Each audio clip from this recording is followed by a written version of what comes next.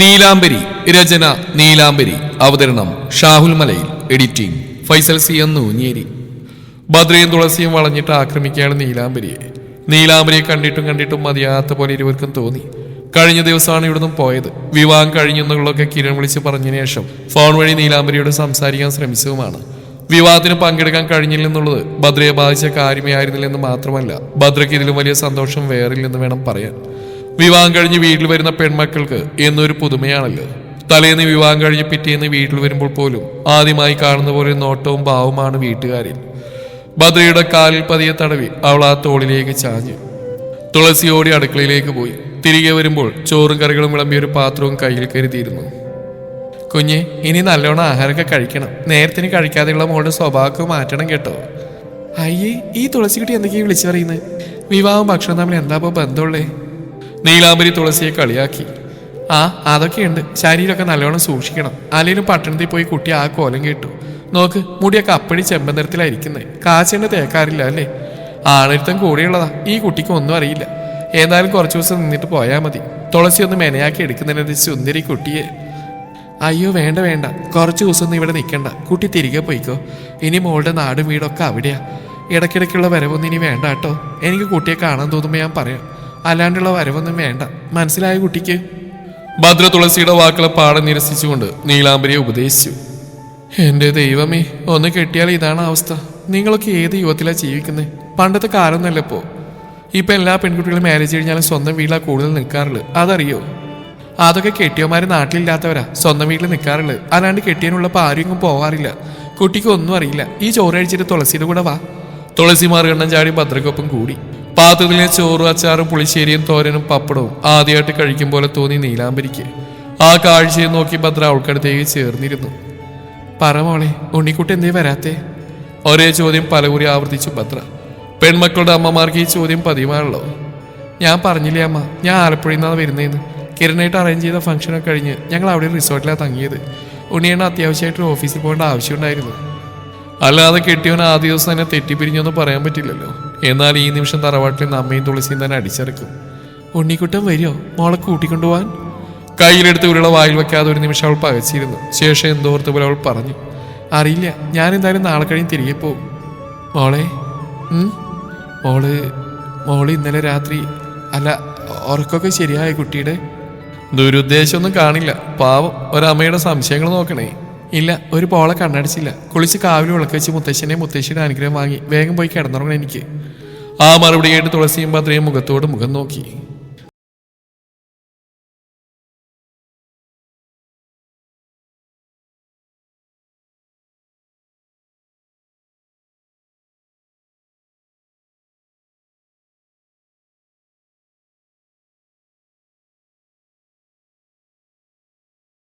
ഒന്നുമില്ല ഭദ്രക്കുഞ്ഞ്, ആദ്യം കൊണ്ടാവും ഈ വിഷമമൊക്കെ. ഞാൻ എല്ലാം പറഞ്ഞ് മനസ്സിലാക്കി കൊടുത്തോളാം. ഇനി അതാലോചിച്ച് കുഞ്ഞ് ആദ്യം കേട്ടണ്ട. കേട്ടില്ലേ പറഞ്ഞ് ഇന്നലെ ഒരുപോലെ ഉറങ്ങിയിട്ടില്ലാന്ന്. അതും പറഞ്ഞ് തുളസി അടക്കി ചിരിച്ചുകൊണ്ട് വീണ്ടും തുടർന്നു. അതുകൊണ്ട് ഭദ്രയിലും ചെറുപുഞ്ചിരി വിരിഞ്ഞു. മുഖത്ത് നല്ല ക്ഷീണമുണ്ട്. ഇനിയിപ്പോൾ നല്ലോണം ഉറങ്ങിക്കോട്ടെ. നാളെ കോവിൽ കൊണ്ടുപോകണം. എല്ലാം ഇന്നലത്തെ പോലെ തോന്നുക. പാവാടയും ഉടുപ്പിട്ട് പൂക്കൾ പൊട്ടിച്ച മരത്തിൽ വലിഞ്ഞു കയറി നടന്ന കുഞ്ഞ ഇപ്പോൾ ഒരു ഭാര്യയായിരിക്കുന്നു. ദൈവം അവൾക്കായി കാത്തുവെച്ചതാ ഇനിയുള്ള നിലക്കുഞ്ഞിൻ്റെ ജീവിതം. നമ്മളെ കൊണ്ട് കൂട്ടിയാൽ കൂടാത്തവർ ചെയ്ത് കാണിച്ചു. ആ മോൻ്റെ അമ്മയൊന്ന് നേരിൽ കാണുമ്പോൾ നന്ദി പറയണം. ശരിയാ തുളസി, പൂക്കൾ പൊട്ടിച്ചും കുസൃതിയാട്ടിയും നടന്നെൻ്റെ നീലാംബരി രക്ഷിച്ചതിനല്ല, അടികൊണ്ട് തളർന്ന് ഈ തറവാടിൻ്റെ മൂലയിൽ കഴിഞ്ഞുകൂടി എൻ്റെ മോൾക്ക് ഒരു ജീവിതം കൊടുത്തതിന് പറ്റി ആ മരിക്കും മുമ്പ് ആ കാലിൽ വീണ് മാപ്പ് പറയണം. ചെയ്തു പോയ എല്ലാ തെറ്റിനും. കുഞ്ഞെ, ഇനി ഇമാതിരി വർത്താനം വേണ്ട കേട്ടോ. പഴയ കാര്യങ്ങൾ പറഞ്ഞു ഓർത്ത് നിലക്കുഞ്ഞിൻ്റെ ജീവിതം ഇല്ലാണ്ടാക്കരുത്, കേട്ടല്ലോ? ഞാൻ പറഞ്ഞില്ലാന്ന് വേണ്ട. സന്ധ്യക്ക് കാവിൽ വിളക്ക് തെളിയിക്കുമ്പോൾ നീലാംബരിയുടെ കണ്ണുകൾ നിറഞ്ഞു. കുട്ടിക്കാലം മുതൽ കാണുന്നതാണ് സർപ്പക്കാവും കാവിലെ പ്രതിഷ്ഠകളെയും ഒക്കെ. ഒരിക്കൽ പോലും ദൈവത്തിനു മുമ്പിൽ ആത്മാർത്ഥയോടെ വന്നിരുന്ന ഓർമ്മയില്ല. ശരിയാണ്, നിന്നിട്ടില്ല. കാവിലെ പൂക്കളോട് കാട്ടിയ താല്പര്യം പോലും ദൈവങ്ങളോട് തോന്നിയിട്ടില്ല. പക്ഷേ കാവിലെ ദൈവങ്ങൾക്ക് നീലാംബരി പ്രിയപ്പെട്ടവളായിരുന്നു എന്ന് അവർ തന്നെ ആദ്യം തെളിയിച്ചു. ഒരു നുള്ളു മഞ്ഞൾ പ്രസാദം വിരലാൽ തൊട്ടെടുത്ത് ആദ്യം ചാർത്തിയത് തന്റെ താലിയിലാണ്. മുത്തച്ഛന്റെ കാലിൽ തൊട്ട് വണങ്ങുമ്പോൾ അദ്ദേഹത്തിന്റെ കണ്ണുകൾ നിറഞ്ഞു. ദീർഘസുമംഗലീ ഭവ. ഭാർഗവൻ നായർ നീലാംബരിയുടെ തലയിൽ കൈ ചേർത്ത് കണ്ണുകൾ പൂട്ടി അനുഗ്രഹിച്ചു. മുത്തശ്ശന് സന്തോഷായി കുട്ടിയെ. മോളുടെ വിവാഹം തറവാട്ടിലുള്ളവർ പങ്കെടുക്കാൻ നടന്നതിൽ വിഷമൊന്നും വേണ്ടാട്ടോ. എല്ലാ അനുഗ്രഹങ്ങളും ഉണ്ടാവും. മേനോൻ ഇന്നലെ എന്നെ വിളിച്ചിരുന്നേ. പെട്ടെന്നുണ്ടായ സാഹചര്യമൊക്കെ ബോധ്യപ്പെടുത്തി തന്നുട്ടോ. ഒന്നോർത്ത് കുട്ടി ദുഃഖിക്കരുത്.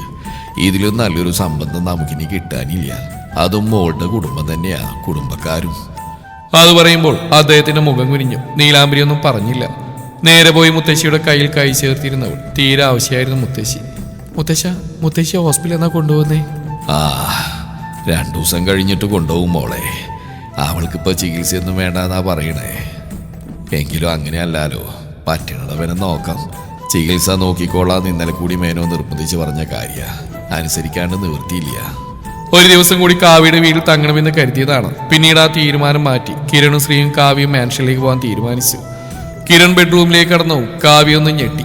തന്റെ വീട്ടിലെ 2 റൂമിന്റെ വലിപ്പമുള്ള റൂം. ശ്രീയമ്മയുടെ റൂം ഏകദേശം ഇത്രയും തന്നെ വലിപ്പമുള്ളതാണ്. നീലാംബരിക്ക് ഇറങ്ങി വീണ ദിവസം കിരണിനോടൊപ്പം ആ മുറിയിൽ കയറി താൻ കയറിയതുമാണ്. അങ്ങനെ ഓരോന്നോർത്ത് പണ്ടാരടങ്ങി നിൽക്കുമ്പോൾ പാണ്ടി ലോറി ഇടിച്ച പോലെ ആരോ പുറകിലൂടെ ശക്തിയിൽ ചുറ്റി പിടിച്ചു. ആരാവും എന്ന് മനസ്സിലാക്കാൻ ഇനി അതിനാ തിരിഞ്ഞു നോക്കുന്നത്. കെട്ടിയോൻ കിരണല്ലാതെ ആരാണ്?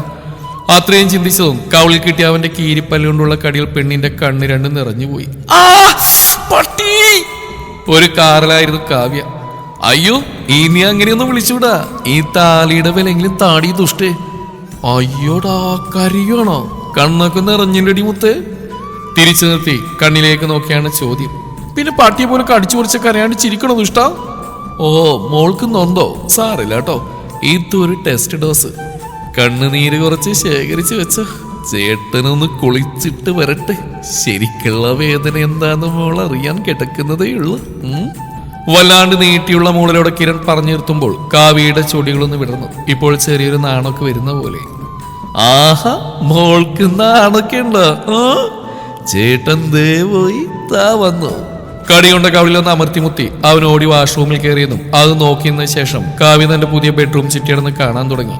റൂം ലോക്കലെന്ന് മനസ്സിലായതും ശ്രീ ഒന്ന് ആശ്വസിച്ചു. മെല്ലെ തുറന്ന് അകത്തേക്ക് കയറിയതും കണ്ടു കൂറ്റാക്കൂറ്റിരുട്ട്. ഇരുട്ടിന്റെ പുത്രനകത്തുണ്ടെന്ന് മനസ്സിലാക്കാൻ എല്ലി വിറക്കുന്ന AC-യുടെ തണുപ്പ് മാത്രം മതിയായിരുന്നു ശ്രീക്ക്. AC-യെ പോലും വെറുതെ വിടരുത് കേട്ടോ ഉണ്ണിക്കുട്ട. മമ്മയുടെ ചക്കര ഇരുട്ടത്ത് എന്തെടുക്കുക? ചുമ്മാ വെറും ഷോ. ഇതിലൊന്നും ചെക്കൻ വീഴില്ലെന്നറിയാം. പീഡനത്തിനിരയായ തന്റെ മകനിപ്പോ ഇഷ്ടപ്പെട്ട പൊസിഷനിൽ കട്ടിൽ കിടക്കുകയാണെന്ന് ശ്രീക്കും അറിയാം. ഡോറിനോട് ചേർന്നുള്ള സ്വിച്ച് ഓൺ ചെയ്തും റൂമിൽ നേരെ യെല്ലോ ലൈറ്റ് തെളിഞ്ഞു. കമിഴ്ന്ന് കിടക്കാണല്ലോ ഉണ്ണിക്കുട്ട. മാമ വന്നു. എന്റെ ദൈവമേ, ഈ ചെക്കന് ഞാനിനി എന്തു പറഞ്ഞാവെന്ന് സമാധാനിപ്പിക്കുക. മിണ്ടാതെ കിടക്കുന്നവന്റെ അരികിൽ പോയിരുന്ന് തലേന്ന് രാത്രിയിലാവാൻ പോയ ശേഷം റൂമിൽ നടന്ന കാര്യങ്ങൾ ശ്രീ വിശദീകരിച്ചു. അങ്ങനെ അടിപൊട്ടി. അതും ആവണിയുടെ കരണത്ത്. ചെക്ക, ഞാൻ ഇത്രയും പറഞ്ഞ് നിനക്കെന്തോ ഒരു അനക്കോ ഇല്ലാത്ത. ഇനി തണുപ്പടിച്ച് മരവിച്ച് മരിച്ചു കിടക്കുകയാണോ നീ? ഇനി കൊല്ല്. അതും കൂടി ആവുമ്പോ മമ്മയോളോ ഹാപ്പി ആവുമല്ലോ. ജാന്റെ ശബ്ദം ഉയർന്നു. ചത്തില്ലല്ലോ മമ്മയുടെ ഉണ്ണിക്കുട്ടൻ. നാണില്ലല്ലോടാ. ഫസ്റ്റ് നൈറ്റ് ആഘോഷം കഴിയാത്ത ദേഷ്യത്തിന് വിവാഹ ദിവസം തന്നെ ഭാര്യ സ്വന്തം വീട്ടിൽ പറഞ്ഞു വിട്ട് ആദ്യത്തെ ഭർത്താവ് നീയാ. സ്റ്റോപ്പ് ഇറ്റ് മമ്മ. എന്നെ നാവ് ചൊറിഞ്ഞു വരുവാ. എവിടെ വെച്ച് നിർത്തിക്കോ, അതാ മമ്മിക്ക് നല്ലത്. ഞാൻ നിർത്തിക്കോളാം. എങ്കിലും നീ കാണിച്ച നല്ലതാണല്ലോ. വാട്ട്? ചാടിപ്പിടഞ്ഞെഴുന്നേറ്റു ജാൻ. നീ? ഞാനാണോ കാണിച്ചത്? ഇരുകൈകളും തന്നെ നേരെ തന്നെ തിരിച്ചു പിടിച്ചവൻ ചോദിച്ചു. ശ്രീ ശരിക്ക് അടിച്ചമർത്തി. നീ തന്നെയാ. പാവം, അത്രയും പേരുടെ മുമ്പിൽ വെച്ച് ആ പെങ്കുച്ചിനെ നാറ്റിച്ചില്ലേ നീ? എന്തൊക്കെയാ നീ വിളിച്ചു പറഞ്ഞു? അവൾ എന്താണ് അതിന് മാത്രം ചെയ്ത്? എന്റെ പോന്ന് കിടന്നോ? പാവുന്നില്ല, തറവാട്ടിലേക്ക് ഒറ്റക്കാ പോയത്. അത്രയ്ക്ക് വിഷമായി കൂടെ പോവായിരുന്നില്ലേ കൂട്ടിന്? അത് കേട്ടത് ശ്രീയുടെ മുഖം മങ്ങി. അത്രയും നേരമുണ്ടായിരുന്ന കളി തമാശ നിറഞ്ഞ ഭാവം വല്ലാത്തൊരു നിസ്സായ ഭാവത്തിലേക്ക് വഴിമാറി. അത് മനസ്സിലായിട്ടാവണോ ജാനം തണുത്തു. മമ്മ, അത് അവളുടെ വീടാണ്. ഭയത്തോടെ ആ വീട്ടിലേക്ക് അയർച്ചിലേണ്ട കാലം കഴിഞ്ഞിരിക്കുന്നു. നീലാംബരി എന്റെ ഭാര്യയാണോ? അവൾ മേനോൻ ഫാമിലിയിലെ നാഥുമേനോന്റെ മകളാ. ഈ 2 കാര്യങ്ങൾക്ക് അവൾക്ക് വേണ്ട യോഗ്യത ഒന്ന് മാത്രമാ. Be a fearless girl. Fear is our enemy. അവളത് മനസ്സിലാക്കണം. ഒന്ന് പോടാ. എന്തൊക്കെ പറഞ്ഞാൽ നിന്റെ വകന്തിന് ചേർത്തതിനിടയിൽ വരാതിരിക്കില്ല. നീലാംബരി വെച്ചൊരു പരീക്ഷ നീ ചെയ്യില്ല മോനെ ഉണ്ണിക്കുട്ട. എനിക്കറിയില്ലേ നിന്നെ. അതിന് ജാനം ചിരിച്ചു. ചെറുതൊരെണ്ണം തലക്കിട്ട് കൊടുത്തിട്ടുണ്ട്. That's enough to stop the wagging tail. പറഞ്ഞുകൊണ്ട് അവൻ ചിരിച്ചു. മതി അവൾ അധികം വിഷമിപ്പിക്കരുത്. പാവം കിട്ടും മോനും. അതൊരു പാവ. ഇനിയുള്ള നീലാംബരിയുടെ ജീവിതം നീ സ്വപ്നതുല്യാക്കണം. തലയിണ നെഞ്ചിനിടയിൽ അമർത്തി അവൻ വീണ്ടും കമിഴ്ന്നു. ഞാൻ പറഞ്ഞ നീ കേട്ടോ? കേട്ടു. എന്തോന്ന്? ദേഷ്യത്തിൽ ശ്രീ ചോദിച്ചു. സ്വപ്നതുല്യാക്കി സ്വർഗം കാണിച്ചു കൊടുക്കാൻ ഞാൻ അവൾക്ക്. എന്തോന്നാ? ഒന്ന് പോയേ മമ്മ. അവനൊരു വഷളം ചിരിയോടെ പറഞ്ഞു. അപ്പോഴും നിലാവിന്ന് സേവ് ചെയ്ത നമ്പറിൽ നിന്നും തുടരെ കോൾ അവന്റെ ഫോണിൽ മിന്നിത്തെളിഞ്ഞു. ഒപ്പം പെണ്ണിന്റെ കുറുമ്പ് നിറഞ്ഞൊരു ഫോട്ടോയും. മമ്മ തിരികെ നടന്ന ശ്രീ ആ വിളിയിലോ നിന്നു. I got a call from that ACP office. He told me to reach there tomorrow. Sree ഒന്ന് മൂളിയ ശേഷം മുറി വിട്ടു. കംഫോർട്ടിനുള്ളിൽ കിരണിന്റെ ഉടലോട് ചേർന്ന് പൂർണ്ണ നഗ്നയായി കിടക്കുമ്പോൾ കാവ്യയുടെ കണ്ണുകൾ നിറഞ്ഞൊഴുകി. വിഷമം കൊണ്ടൊന്നല്ല കേട്ടോ, ചെക്കൻ പറഞ്ഞ പോലെ പ്രവർത്തിച്ചു. വല്ലാണ്ട് വേദനിച്ച വേണ്ടേ. കാവ്യയുടെ നിറഞ്ഞ കണ്ണുകളിൽ മാറി മാറി ചുണ്ടിയേർത്ത് കാറ്റുപോലെ ചോദിക്കുമ്പോൾ വല്ലാതെ അണക്കുന്നുണ്ടായിരുന്നു കിരൺ. അമ്മാതിരി കുത്തിമറിച്ചിലായിരുന്നു ചെക്കൻ. ഇതിലും വലുതാണോ കിരൺ ഈ പ്രസവവേദന? കിരണും ദീർഘനിശ്വാസം എടുത്തു. കിട്ടണം. ഈ മൂരാച്ചിൽ നിന്ന് ഇമ്മാതിരി കൊനിഷ്ഠ ചോദ്യങ്ങൾ പ്രതീക്ഷിച്ചതാ. പറ, ആണോടാ? ആ, ഞാനൊന്ന് പെറ്റിട്ട് പറയാം. മോളിപ്പോ ചാച്ചിക്കോ. അയ്യേ, അതിന് നീ പേറുവാടാ? അവന് നെഞ്ചിൽ നിന്ന് മുഖമുയർത്തി അവൾ കാര്യമായിട്ട് തന്നെ ചോദിച്ചു. അപ്പൊ ഇല്ലാന്ന് നിനക്ക് അറിയാലോ പോത്തെ. പിന്നെ എന്തോലൊക്കെ ചോദ്യാടി നീ ചോദിക്കുന്നേ? നിന്നോടല്ലേടാ. ചിണുങ്ങിക്കൊണ്ട് പറയലും അവനോട് കൂടുതൽ പറ്റിച്ചേർന്ന് കാവ്യ. ആ, അത് ശരിയാ, എന്നോടേ പറ്റൂ. ഈ ചോദ്യം പെറ്റ തള്ളയോട് പോലും ചോദിക്കാൻ കൊള്ളില്ല. അയ്യേ, ശരിയാട്ടോ. അവളതിന് ശരിവെച്ചു. ആരോടും ചോദിക്കാൻ കൊള്ളില്ല, സത്യല്ലേ? അപ്പൊ ഉറങ്ങാടാ. ആ, ഇപ്പൊ ഉറങ്ങിക്കോ. ചേട്ടാ അലാറം വെച്ചിട്ടുണ്ട്. ഒരു 2 മണിക്കൂർ കഴിയുമ്പോ അലാറം ഓഫ് ചെയ്ത് നമുക്ക് ഒന്നുകൂടി ഒന്ന് വിശദമായിട്ട് കാണണം വേണ്ടേ? ഒരു കള്ളച്ചിരിയോട് അവളെ മറിച്ചിട്ട് അടിയിലാക്കി ചെക്കൻ പറഞ്ഞതും കാവ്യ നിഷ്കുചമഞ്ഞോട് അടുത്ത ഗോളടിച്ചു. ഇനിയിപ്പോ എന്താ കാണാൻ ബാക്കിയുള്ളേ? നീ എല്ലാം കണ്ടില്ലേ? ഞാനും ക്ലിയർ കട്ടായിട്ട് എല്ലാം കണ്ടു. ആ ത്രില്ലങ്ങ് പോയി. നീ ഉറങ്ങിക്കോ. അതല്ല ഇല്ലേ വള്ളയെടുത്ത് തലക്കടിച്ച് ഞാൻ ഒട്ടുക്കത്ത് ഉറക്കാൻ കുറക്കും പറഞ്ഞുകൊണ്ട് അവനൊന്നും മലർന്നു. കാവേരി കള്ളച്ചിരിയോട് അവനെ ചുറ്റിപ്പിടിച്ച് കിടന്നു. കിരണിന് ഇതുപോലെ ഊക്കി വിടുമ്പോൾ കിട്ടുന്ന മനസ്സുഖം ബിരിയാണി കഴിച്ചാൽ പോലും കിട്ടില്ല കുട്ടിക്ക്. സ്വന്തം മുറിയിൽ ഉറക്കം നഷ്ടപ്പെട്ട് 1 അരമണിക്കൂറായി നീലാംബരി കണ്ണുമിഴിച്ച് കിടക്കുന്നു. പിന്നീട് ഉറങ്ങിപ്പോയി. അല്ല പിന്നെ 2 ദിവസത്തെ ഉറക്കമുണ്ട് കുട്ടിക്ക്. ഉണ്ണിയോട്ടോ ഫോൺ എടുക്കലെന്ന് കരുതി കരയാൻ പറ്റുമോ ഇനി? ആ മുതൽ തനിക്ക് മാത്രമുള്ളതാണെന്നും അങ്ങനെ ഇങ്ങനെയൊന്നും അവൻ പോവില്ലെന്ന് നീലാംബരിക്ക് അറിയാം. മിണ്ടിയില്ലെങ്കിൽ മിണ്ടിക്കാനുള്ള വഴി നീലാംബരിക്ക് നല്ലപോലെ അറിയാം. മിസ് യു ചക്കരേ, എനിക്ക് നല്ല ഉറക്കം വരുന്നുണ്ടേ. അതുകൊണ്ട് കലിപ്പൻ സാറ് മിണ്ടാതെ കിടന്ന് ഉറങ്ങിക്കോ. കലിപ്പന്റെ ദേഹത്തൂടിയ ബാധ ഒഴിപ്പിക്കാൻ മോൾക്കിപ്പോൾ മനസ്സില്ല. ഈ രാത്രി എന്റെ പട്ടി വിളിക്കുകയാളെ എന്നൊരു മെസ്സേജ് വാട്സാപ്പ് അയച്ച് അന്തസ്സായി കിടന്നുറങ്ങി നീലാംബരി. ആ മെസ്സേജ് വായിച്ച ജാനൊന്നും ചിരിച്ചു. റിപ്ലൈ ഒന്നും കൊടുത്തില്ല. ഫോൺ ലോക്കാക്കി അവൻ പില്ലോയിൽ മുഖം പൂഴ്ത്തി. ഉറങ്ങിക്കോ മോളെ, ഇന്ന് നിന്റെ അവസാനത്തെ ഉറക്ക. നാളെ മുതലൊന്ന് ഉറങ്ങാൻ നീ എൻ്റെ മുന്നിൽ കെഞ്ചും. അതാ ഞാൻ നിനക്ക് തരുന്ന പണിഷ്മെന്റ്. നിന്നോട് ഞാൻ ഒരിക്കൽ പറഞ്ഞിട്ടില്ലേ Nila, your coming nights are so scary. സംസാരിച്ചുകൊണ്ടിരുന്ന കോള് കട്ട് ചെയ്ത് ടേബിളിൽ കൈകൾ കുത്തി ഒന്ന് ആഞ്ഞിരുന്നുകൊണ്ട് തനിക്ക് മുന്നിലിരിക്കുന്ന ചെറുപ്പക്കാരനെ ഒന്ന് നോക്കി ACP റയാൻ മുഹമ്മദ് ദാറുസലാം. തനിക്ക് മുന്നേ വന്നിരുന്നവരാണ്. താൻ ഓഫീസിലേക്ക് കടക്കുമ്പോൾ ഫോണിലായിരുന്നു. ഓഫീഷ്യൽ കോൾ ആയതുകൊണ്ട് കട്ടിയാതെ സംസാരിച്ചുകൊണ്ടാണ് അകത്തേക്ക് കടന്നു. 1 മിനിറ്റ് എന്ന് കണ്ണുരുക്കി കാണിക്കുമ്പോൾ ഒരുവൻ മാത്രം ഒന്ന് പുഞ്ചിരിച്ചു. പക്ഷെ കാലുമേൽ കാൽ കയറ്റിയിരിക്കുന്നവർ തന്റെ നേർക്ക് നോക്കൂടി ചെയ്യാതെ ഫോണിൽ നിന്ന് നോക്കുകയാണ്. ഇപ്പോഴും അതിനെ തുടരുകയാണ്. ഇന്ത്യ അറിയപ്പെടുന്ന മേനോൻ കുടുംബത്തിന്റെ അടുത്ത തലമുറ. അതിൻ്റെതായ തലയെടുപ്പ് മുന്നിലിരിക്കുന്ന ചെറുപ്പക്കാരന് വേണ്ടുവോളം ഉണ്ട് താനും. ഫോണിൽ നോക്കിയിരിക്കുന്ന ജാനെ കിരൺ തോളുകൊണ്ടും തട്ടി. കിരണിനെ നോക്കാതെ ജാൻ മുഖമുയർത്തി നേരെ നോക്കിയത് ACP റയാനെ തന്നെയാണ്. ശേഷം കയ്യിലിരുന്ന ഫോൺ ലോക്കാക്കി ടേബിളിലേക്ക് വെച്ചുകൊണ്ട് ACPക്ക് നേരെ നോക്കിയിരുന്നു. നിങ്ങൾക്ക് എന്താണ് എന്നോട് പറയാനുള്ളത് എന്ന ചോദ്യം അവന്റെ മൂർച്ചയേറിയ വെള്ളാരം കണ്ണുകളിൽ റയാൻ വായിച്ചെടുത്തു. Jan, right? Okay, let's get to the point mister Jan. നിങ്ങളുടെ വൈഫ് നീലാംബരിയും ക്രിമിനൽ കാർഗേനും തമ്മിൽ എന്താണ് ബന്ധം? ഇതാണ് എൻ്റെ ചോദ്യം. മാരേജ് ദിവസം ഞാൻ അവിടെ വരുമ്പോൾ ഇതൊക്കെ ചോദിക്കാൻ പറ്റിയ സന്ദർഭമായിരുന്നില്ലല്ലോ. മെന്റൽ ഹോസ്പിറ്റൽ കാർഗേയം കിടന്ന സെല്ലിന്റെ ചുമരുകളിൽ രക്തത്തിൽ കോറിയിട്ട പേര് നീലാംബരി എന്നാണ്. ചോദ്യം ചോദിച്ച ശേഷം ഒരു ഉത്തരത്തിനായി റയാൻ കാത്തിരുന്നു.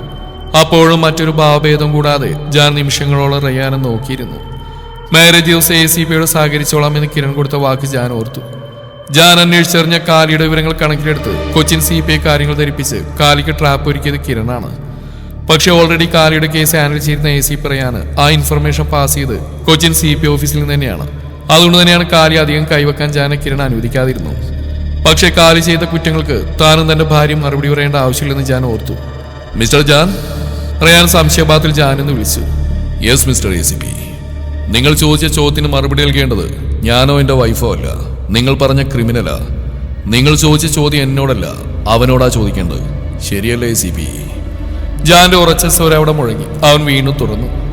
Look, Mr. ACP, we have already filed a complaint against him. You can inquire at the Cochin CP office. പിന്നെ ഒരു കാര്യം, ഏതെങ്കിലും ഒരു ഭ്രാന്തൻ എൻ്റെ ഭാര്യയുടെ പേരെഴുതി ചുമര് നിറച്ചുവെങ്കിൽ അതിനൊരു മീനിങ്ങേ ഉള്ളൂ. അവൻ്റെ അവസാനം അടുത്തിരിക്കുന്നു എന്ന്. ആ ചടങ്ങ് നിങ്ങളെ കൊണ്ട് കഴിഞ്ഞില്ലെങ്കിൽ ഞാനത് ഭംഗിയിൽ അങ്ങ് ചെയ്യും. റയാനും ചിരിച്ചു. ഭാര്യയ്ക്ക് നേരെ അതിക്രമം നടക്കുമ്പോൾ രോഷം കൊള്ളുന്നൊക്കെ നല്ലത് തന്നെയാ മിസ്റ്റർ ജാൻ. അതിക്രമം എൻ്റെ ഭാര്യയ്ക്ക് നേരെയാണ് നിങ്ങൾ സ്വയം അങ്ങ് തീരുമാനിച്ചാൽ മതിയോ? അവളെ വിട്ടേക്ക് മിസ്റ്റർ ACP. അവൻ വന്ന വഴി വേറെ പോയി അന്വേഷിക്കും നിങ്ങൾ. അവന്റെ സ്വരം മാറുന്ന കിരൺ ശ്രദ്ധിച്ചു. പക്ഷെ റയാന് മുഖത്ത് അപ്പോഴൊരു പുഞ്ചിരിയാണ്. ഞങ്ങൾ അന്വേഷിച്ച് തുടങ്ങിക്കഴിഞ്ഞു മിസ്റ്റർ ജാൻ. കാലകേന്റെ തട്ടകത്തിൽ മേനോൻ കുടുംബം ഇല്ല, പക്ഷെ മറ്റൊരു കുടുംബമുണ്ട്. മേലാറ്റൂർ മന, നിങ്ങളുടെ ഭാര്യ വീട്. ദുരാചാരങ്ങളും ദുർമന്ത്രവാദവും കൈമുതലായി കൊണ്ടുനടക്കുന്ന പഴയൊരു മനയിലെ പിൻതലമുറക്കാരനാണ് ഈ പറഞ്ഞ കാലകേയൻ. അയാളുടെ അച്ഛനുമാണ് മിസ്റ്റർ അനിരുദ്ധൻ വലിയ നമ്പൂതിരി എന്നറിയപ്പെടുന്നയാള്. അയാൾ സമൂഹത്തിനിടയിൽ അത്ര ഫേമസ് ആയ വ്യക്തിയൊന്നല്ലെങ്കിൽ പോലും ഈ ദുരാചാരങ്ങൾ ആശ്രയിക്കുന്നവർക്കിടയിൽ അയാളുടെ ഇടപെടൽ വളരെ വലുതാണ്. തലമുറകളായി ചാത്തൻ സേവയുടെ മറവിൽ നരബലവരെ ചെയ്തിരുന്ന ടീംസ്. പക്ഷേ ഈ പറഞ്ഞ അനിരുദ്ധൻ അയാളുടെ മകനോ അത്തരത്തിലൊരു കുറ്റം ചെയ്തായി അന്വേഷണത്തിൽ തെളിഞ്ഞിട്ടില്ല. പിന്നെ പഴയ തലമുറകൾ ചെയ്ത കുറ്റം ഇവിടെ മേളിൽ കെട്ടിവെക്കാൻ സാധിക്കില്ലല്ലോ.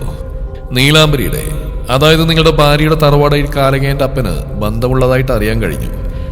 ആ ബന്ധത്തിന് പുറത്താണ് അയാൾ വിവാഹമണ്ഡപം ആക്രമിച്ചെന്നൊരു സംശയം ഉടലെടുത്തുകൊണ്ടാണ് അയാൾക്കെതിരെ കംപ്ലൈന്റ് കൊടുത്ത് നിങ്ങളോട് തന്നെ നേരിട്ട് ഈ കാര്യങ്ങൾ അന്വേഷിക്കാൻ കാരണവും. ജാൻ മറുപടി നൽകിയാൽ ശരിയാവില്ലെന്ന് അവന് തോന്നിയോണ്ടാണോ കിരൺ പെട്ടെന്ന് തന്നെ അതിനുള്ള മറുപടി നൽകിയത്? ഈ പറഞ്ഞ കഥയിൽ നീലാംബരിയിട്ട് എന്ത് ബന്ധമാണുള്ളത് സാർ? നിങ്ങൾ തന്നെ പറഞ്ഞു കഴിഞ്ഞു പഴയ തലമുറകൾ ചെയ്തതിന് തെളിവുകളൊന്നും നിങ്ങളുടെ പക്കലില്ലെന്ന്. കാലകേന്റെ അച്ഛനും മേലാറ്റുമാനുള്ളവരും തമ്മിൽ ബന്ധമുണ്ടെങ്കിൽ അന്വേഷണം അവിടെ നിന്നല്ലേ തുടങ്ങേണ്ടത്. എനിവേ, നീലാംബരി ഇരിക്കുന്ന ജാന്റെ വൈഫാണ്.